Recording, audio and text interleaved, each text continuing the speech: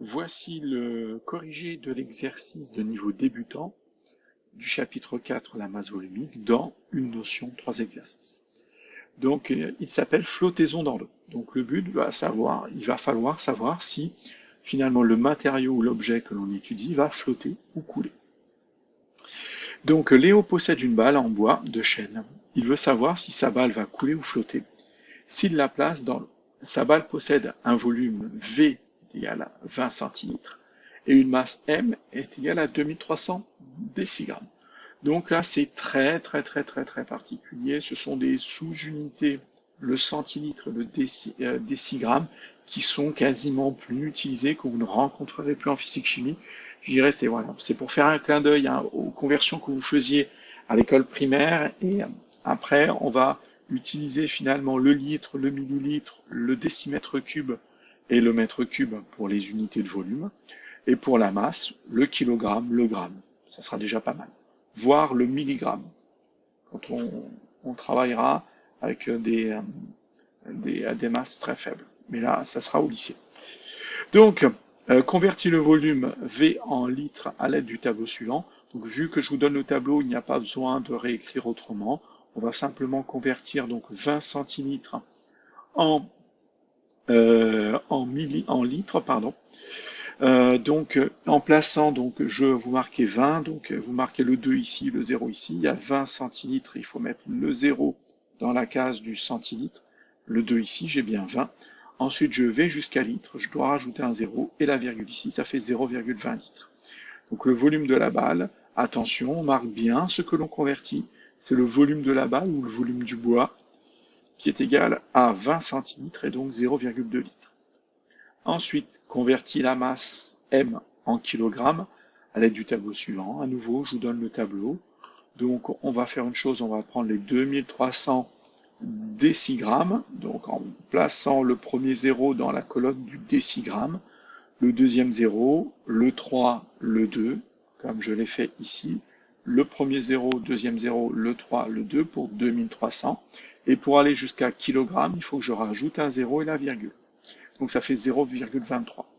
Donc la masse de la balle, à nouveau, je réécris ce que je convertis, c'est la masse de la balle, ou la masse du bois, qui est égale à 2300 décigrammes, ce qui sera égal à 0,23 kg.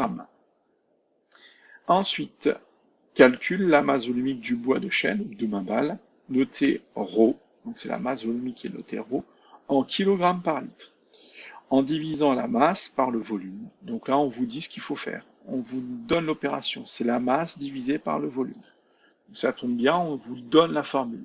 La masse volumique de la balle sera égale à la masse de la balle divisée par le volume de la balle. Donc je dois avoir un résultat, on me le dit en kilogrammes par litre. Donc je dois avoir une masse en kilogrammes. Voilà pourquoi j'ai converti la masse en kilogrammes ici.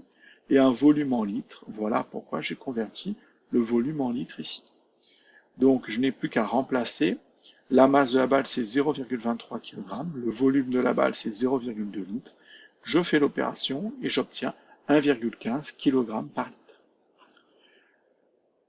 Rappelle la valeur de la masse volumique de l'eau en kg par litre. Donc, c'est une valeur qu'il faut connaître. Ici, elle n'est pas trop dure. Si vous êtes en train de faire un exercice à la maison ou sur Internet, vous la trouvez en 15 secondes. Sinon, c'est une valeur qui est simple à retenir parce qu'elle vaut 1. La masse volumique de l'eau, c'est 1 kg par litre. Et enfin, du bois de chêne ou de l'eau, lequel a la plus grande masse volumique, conclut pour répondre à l'interrogation de Léo. Léo voulait savoir si sa balle de bois en chêne allait flotter. Et on me demande de comparer les masses volumiques en haut. Donc on va commencer par ça. La balle en chêne a une masse volumique supérieure à celle de l'eau. La masse volumique de la balle, c'est 1,15 kg par litre. La masse volumique de l'eau, c'est 1 kg par litre. Donc, la masse volumique de la balle est bien supérieure à celle de l'eau. Donc, la balle en chêne va couler. C'est ça, c'est en fait, si la masse volumique de l'objet est supérieure à celle de l'eau, il coule. Si la masse volumique de l'objet est inférieure à celle de l'eau, il flotte. Et si elle est égale, eh bien, finalement, il peut flotter entre deux eaux, c'est-à-dire se retrouver à se flotter soit en surface, soit à l'endroit où vous l'aurez posé finalement.